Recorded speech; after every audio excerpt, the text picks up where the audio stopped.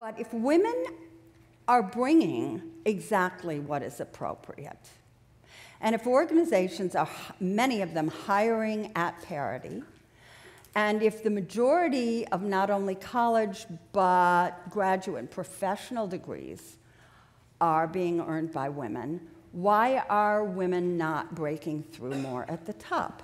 What is that about? I wanted to look at that, and I wanted to look at it with a fresh perspective. And my attention was captured around about 2010. Yes, we are in the 21st century.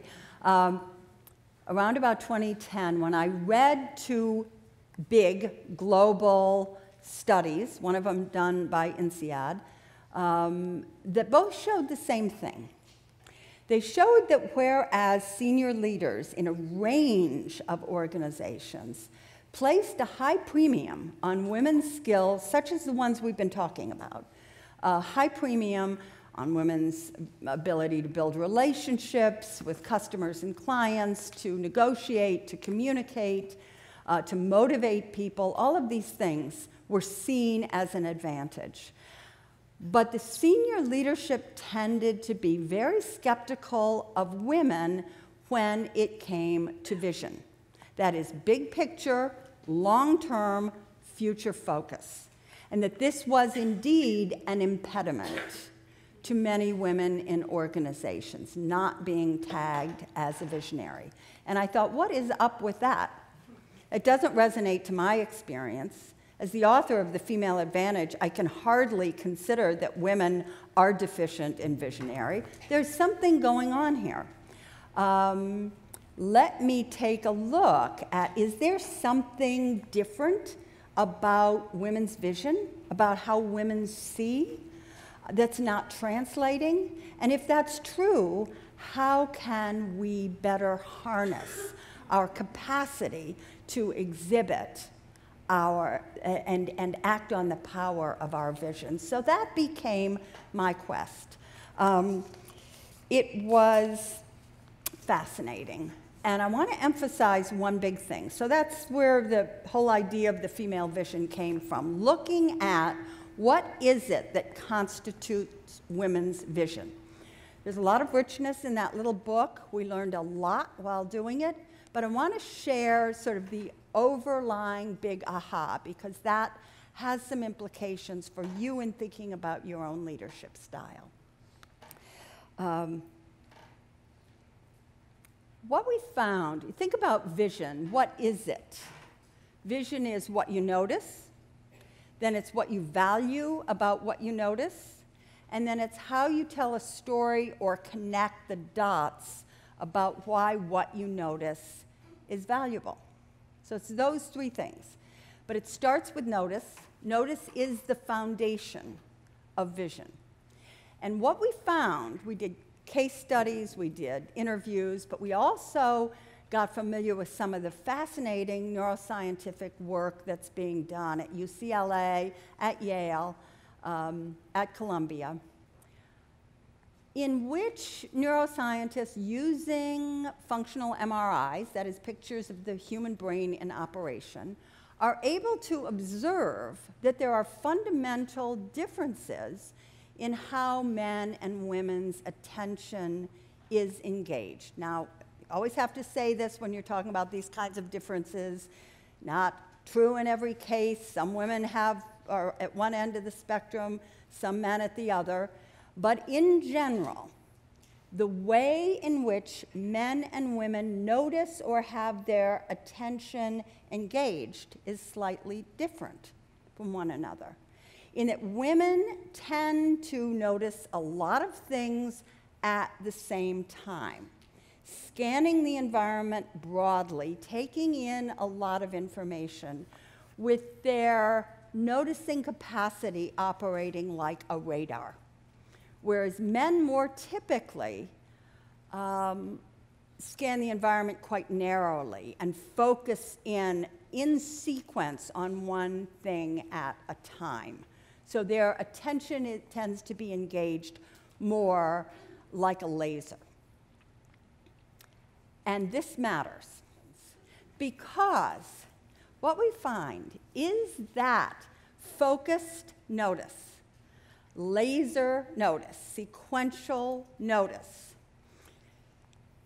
is privileged as a leadership behavior. It's seen as being highly focused, focused on the facts, and those who have that kind of notice, that is viewed as a leadership behavior, and it has consequences for women. We have a wonderful example in the book. Susan Bernstein, she was a consultant out in the Bay Area, and she joined the consultant firm most known for focused notice and just the numbers. And she was told, you go to your first client meeting, your job is just to notice. Sit there, your job is to notice. And then when we have the debrief the next morning, you will tell us what you noticed. So Susan goes, brings a radar along, and the first thing she notices is that the clients, which is two guys, cannot stand each other, nor can their staffs. And it's apparent in every interaction and the body language. And so the next morning, there's a presentation about the numbers on this project, and then Susan's asked what she noticed. And she said, well, what I noticed is that these two guys don't like each other, and I think that could be a danger for this, you know, for their organization as our client. And she was told, that is not what you were supposed to notice.